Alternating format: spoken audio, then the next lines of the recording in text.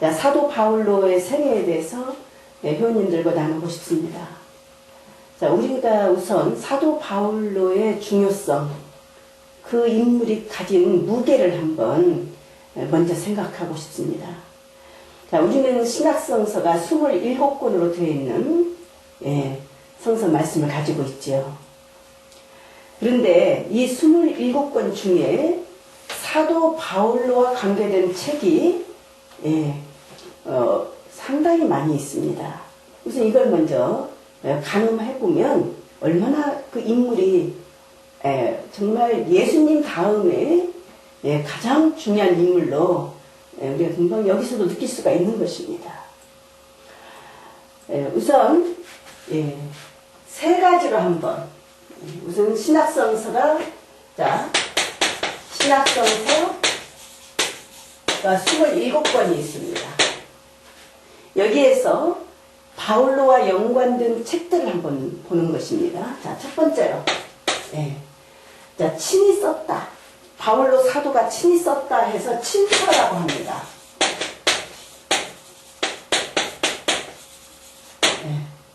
이게 친서가 있어요. 바울로가 사도가 친히 썼다 해서 자, 이 친서는 자, 7권이 있습니다. 7권. 자, 우선 쓰여진 순서대로 말씀을 드리고 싶네요. 테살로니가 1서, 그 다음 갈라디아서, 고린토 1서, 필립비서, 필레몬서, 고린토 2서, 그 다음에 로마서입니다. 이렇게 7권이 있습니다. 그 다음 이제 바울로 사상에 영향을 입은 바울로를 뒤따르는 어떤 후학들이 있어요. 이 영향을 받은 책이 있는데 바울로가 다 쓴 것처럼 되어 있습니다. 신약성서를 보면. 그렇지만 실은 바울로 사도가 쓴 것이 아니라 바울로를 따르는 그 후학들이 스승의 이름으로 낸 것이죠. 그래서 그걸 우리는 가명서관이다. 가명서관이다 이렇게 말합니다. 가명서관. 이 가명서관이 6권이 또 있습니다.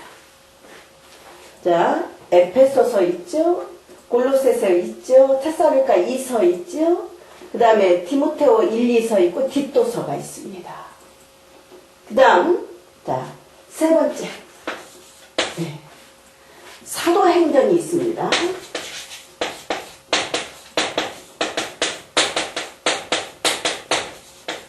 사도행전이 있어요. 자, 우리 그 내복음서 다음에 나오는 사도행전입니다. 이 사도행전은 12사도가 활동했던 이야기를 전부 다 수록해놓은 책이 아니에요. 필립보 얘기도 나오고 다른 사도 얘기가 조금씩 나오지만 주류를 이루는 것은 베드로와 바울 사도입니다. 두 사도입니다. 그래서 이 그 사도행전을 간단히 좀 말씀을 드리자면 이거는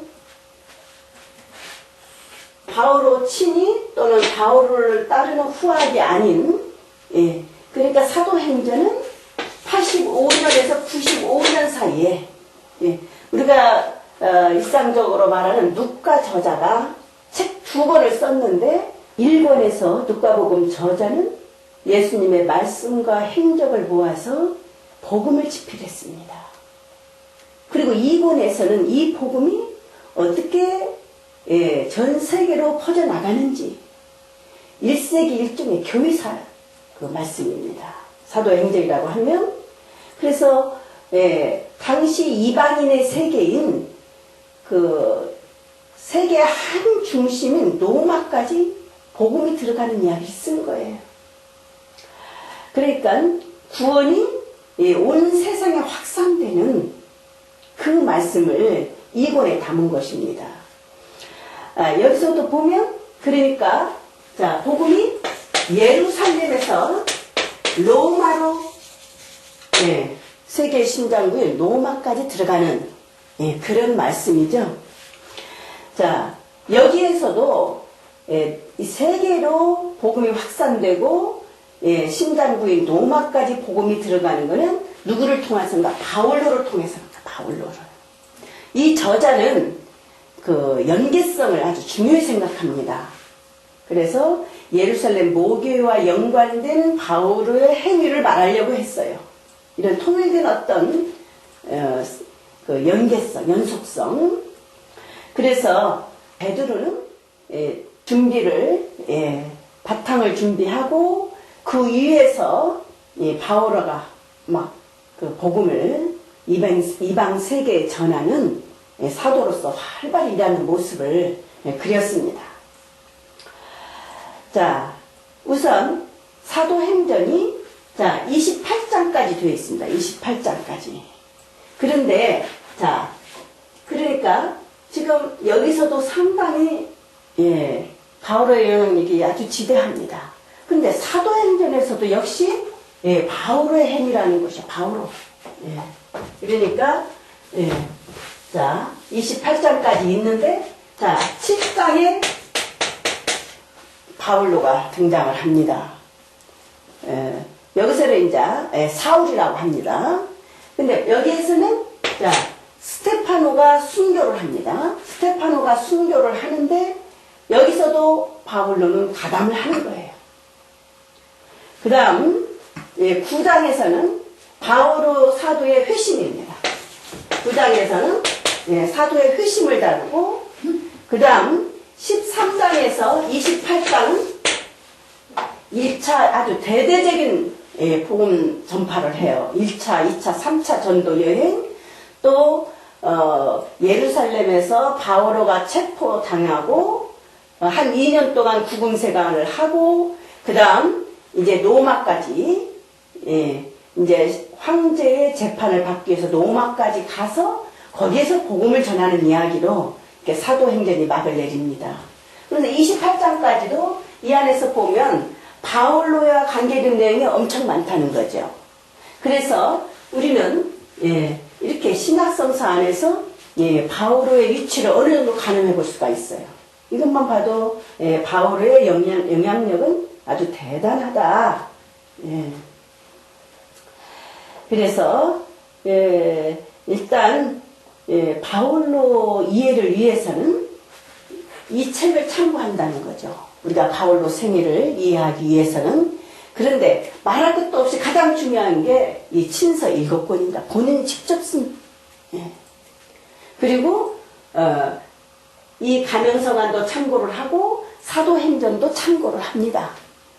그런데 이게 바오로 성에는 아마 64년경에 아마 순교한 것 같아요.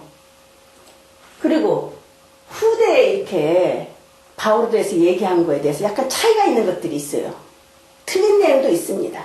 그러면 말할 것도 없이 친서 내용을 우선으로 한다는 거예요. 본인이 얘기한 것이 가장 정확하죠, 아무래도. 그리고 바울로에 대해서는 본인이